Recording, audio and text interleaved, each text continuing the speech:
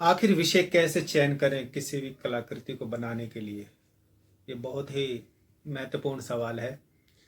और अगर मैं अपनी बात करूं तो आर्ट का शौक तो बचपन से ही रहा, लेकिन विषय को कैसे चूज किया जाए आपकी कलाकृति में, यह बहुत ही महत्वपूर्ण प्रश्न है। तो जब मैं कॉलेज में था, कॉलेज जब ख़त्म हुआ तो उस दौरान हमने बहुत कुछ ऐसे विषय चुने जो कि कलाकृतियाँ का विषय बनी।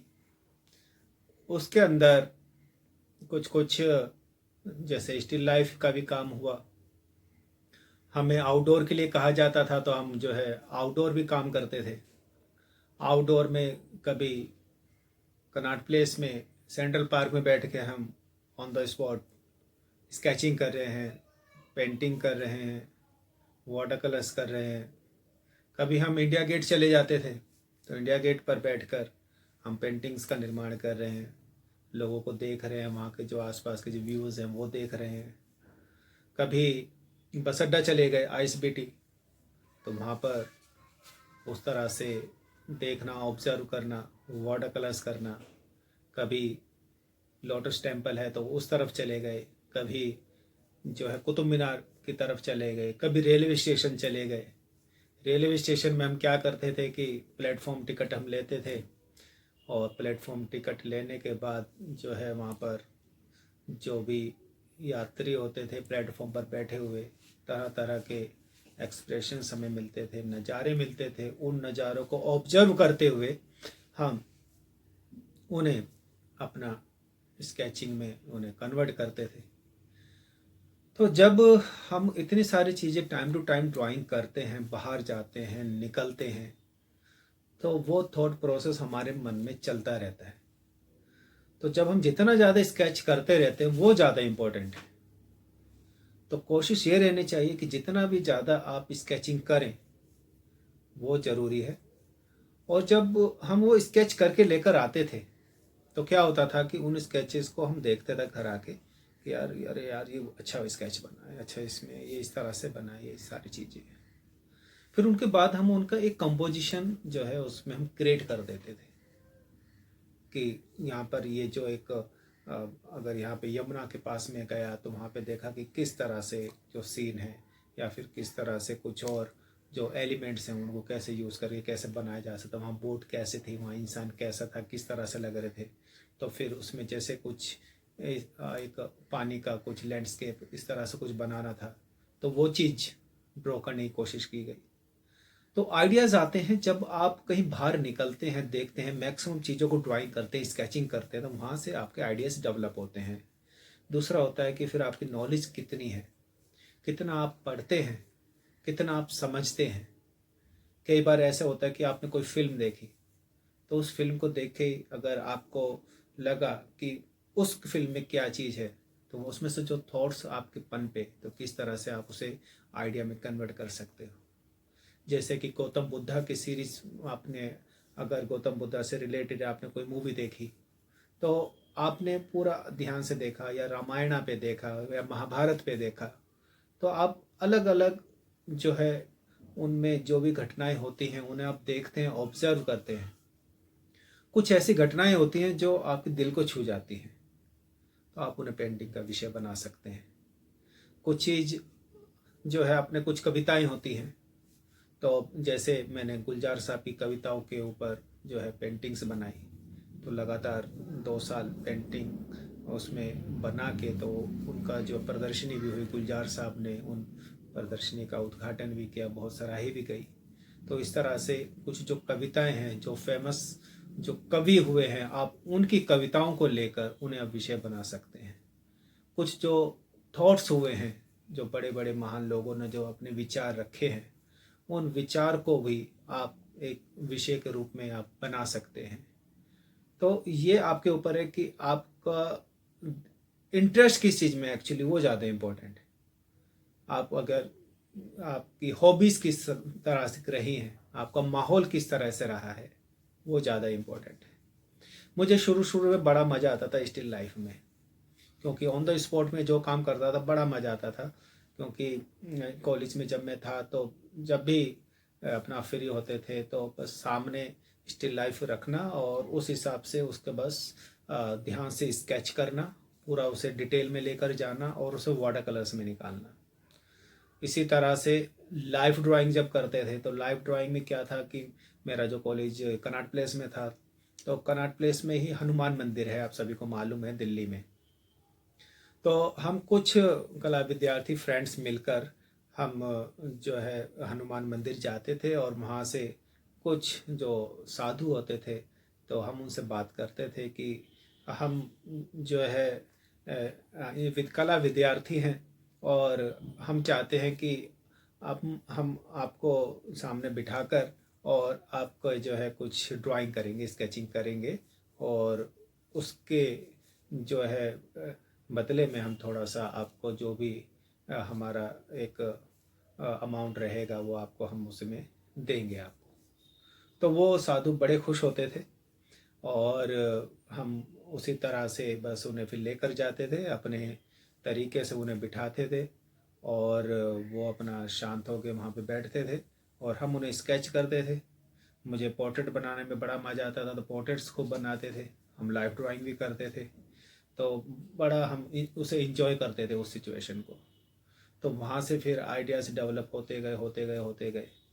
तो एक सीन ऐसा हुआ एक बार कि मैं जो है ईस्ट दिल्ली में पहले रहता था शाहदरा में, तो वहाँ पर हमारा जो घर था तो उसका घर की थोड़ी कंस्ट्रक्शन चल रही थी। तो उसमें जो ऊपर वाला जो एक थोड़ा से कमरा था तो वहाँ से एक जो है दरवाज़ा जो है बाहर निकला, वो लकड़ी का एक तरह से पुराना दरवाज़ा था।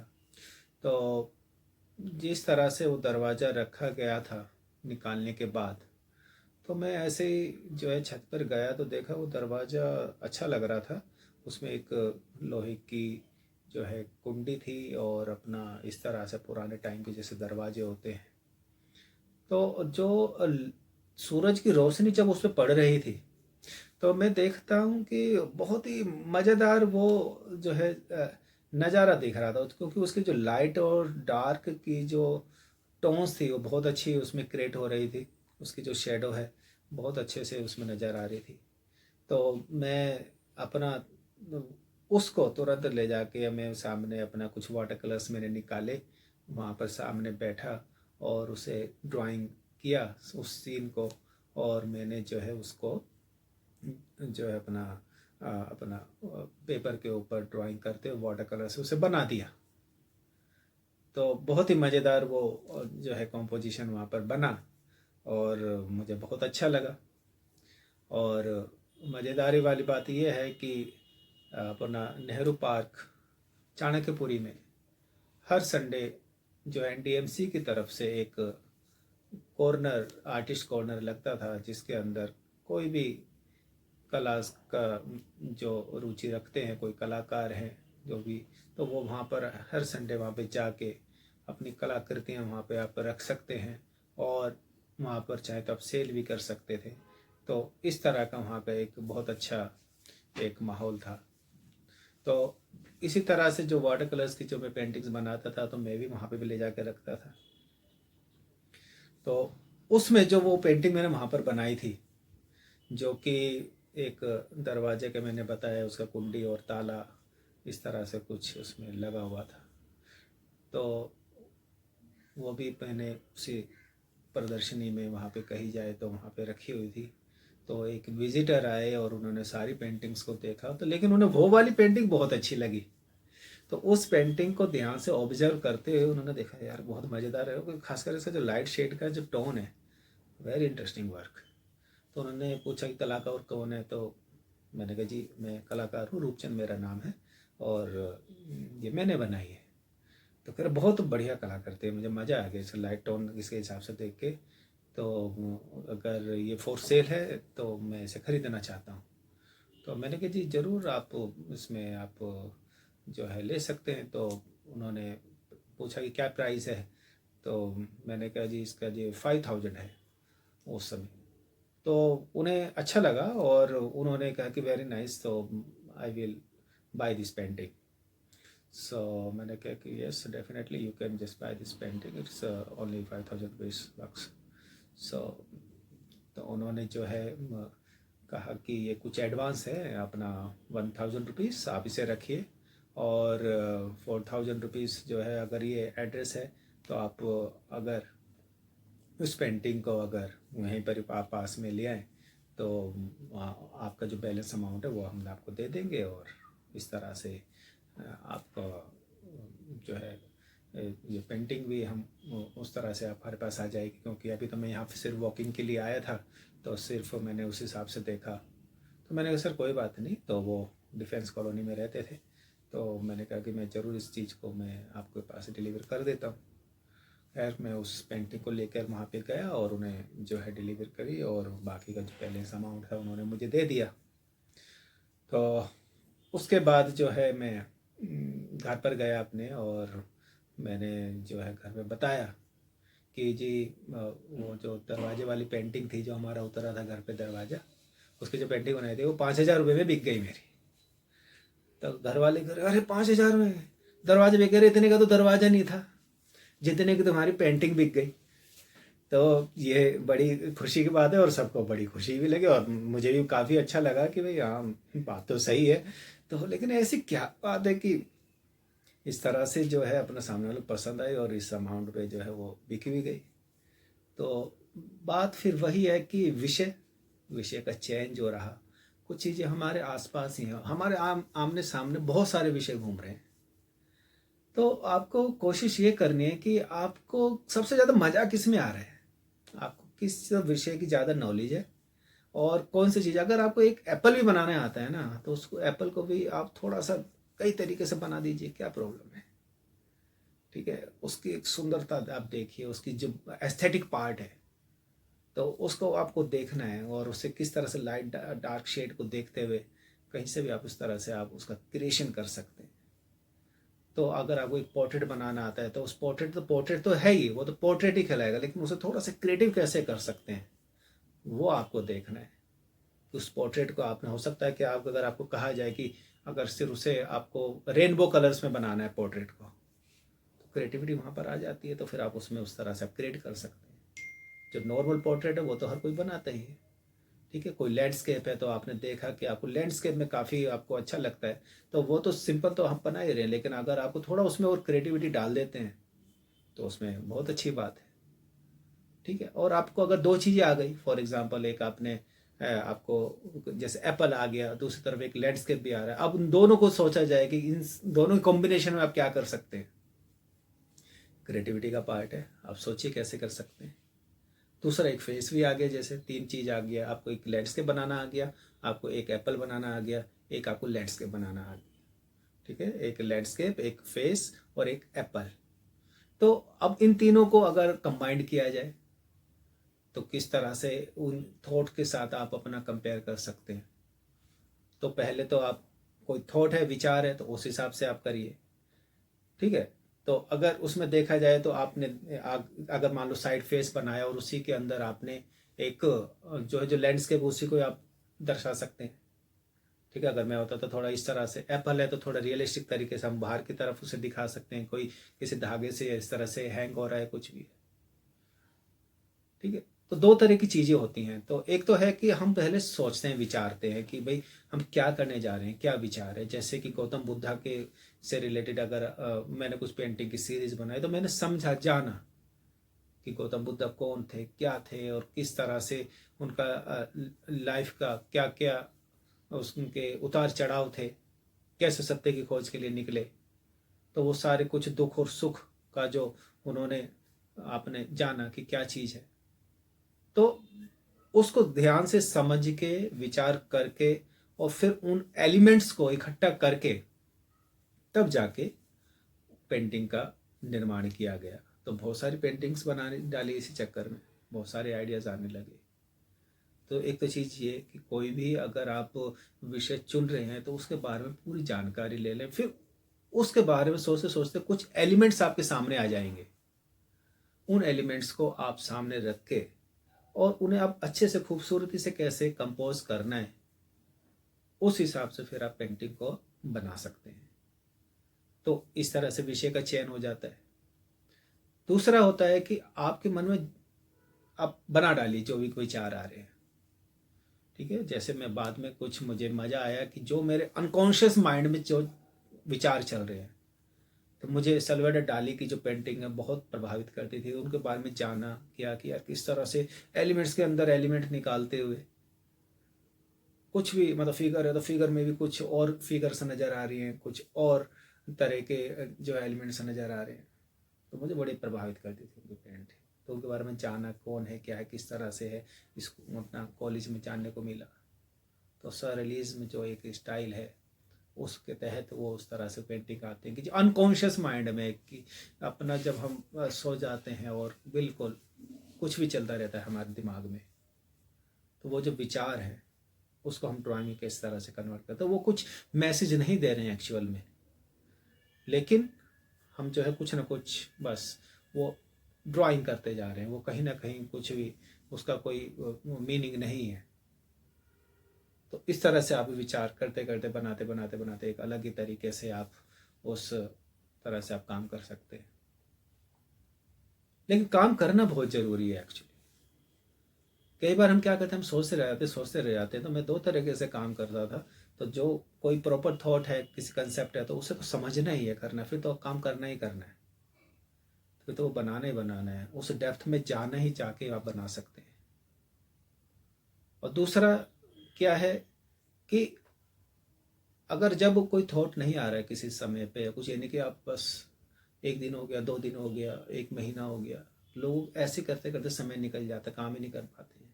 तो उसका बेस्ट तरीका यह है कि आप बस सामने अपना रंगों को, अपना कैनवस पेपर या जो भी मटेरियल है उसे सामने रख दीजिए और उसमें एक स्ट्रोक लगा दीजिए।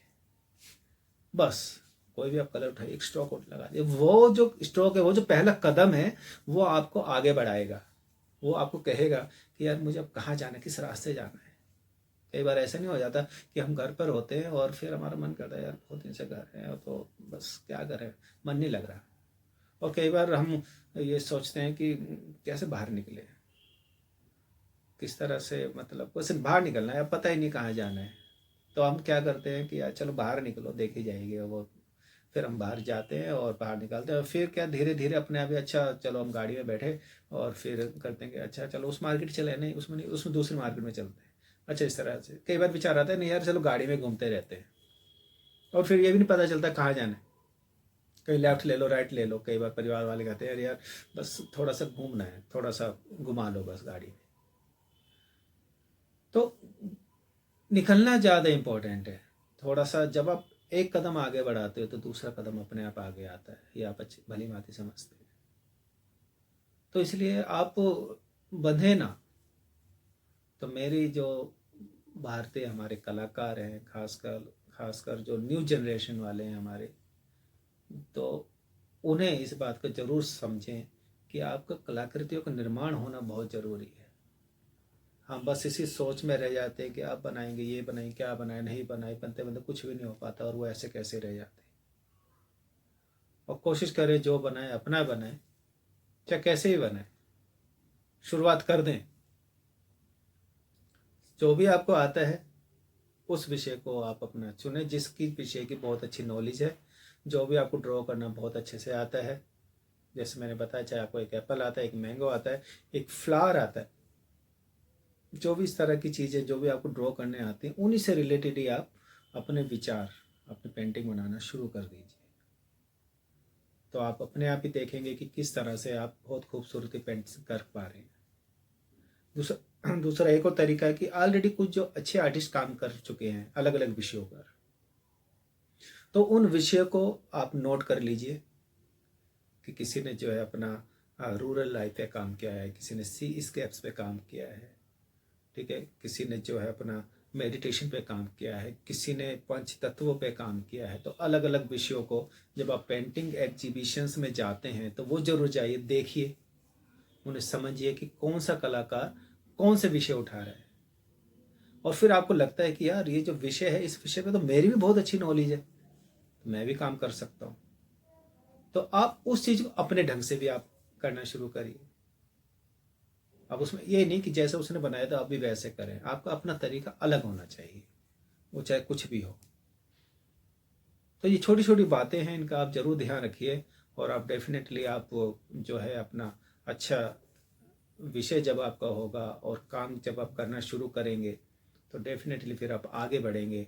आप आगे बढ़ेंगे तो हमारा जो परिवार है, आपका परिवार है, आपका समाज है, हमारा जो देश है वो आगे बढ़ेगा, वो क्रिएटिव होगा और लोग फिर अपने आप ही आपको सराहेंगे और जो भी आपकी ख्वाहिश है अपनी कला फील्ड से वो सब भी पूरी अपने आप ही होनी शुरू हो जाएगी। आप कुछ करेंगे तभी आप आगे बढ़ेंगे। तो दोस्तों, मैं चित्रकार रूपचंद आप सबके समक्ष समय समय पर इस तरह की कुछ जो स्टोरीज़ हैं वो मैं लेकर आता हूँ अपने लाइफ के एक्सपीरियंस के आधार पर। तो ये हमारे यूट्यूब चैनल है रूपचंद IFA, तो आप इसे सब्सक्राइब करें, लाइक करें और अगर आपको लगता है कि ये स्टोरी किसी के काम आ सकती है तो ज़रूर शेयर करें। और जिस तरह से ये समय समय पे ये चीज़ें जो चलती रहती हैं, जो स्टोरीज़ में बताता रहता हूँ, तो ये मेरे मन की भावनाएं हैं। इस तरह से आपके मन की जो भावनाएं हैं, जो इस तरह से कुछ कुछ स्टोरीज़ हैं, तो वो भी आप यूट्यूब पे लेकर आइए। और आपके कोई अगर कमेंट्स हैं, कोई सजेशंस हैं तो कमेंट बॉक्स में ज़रूर दीजिएगा। बहुत बहुत धन्यवाद। Thank you so much.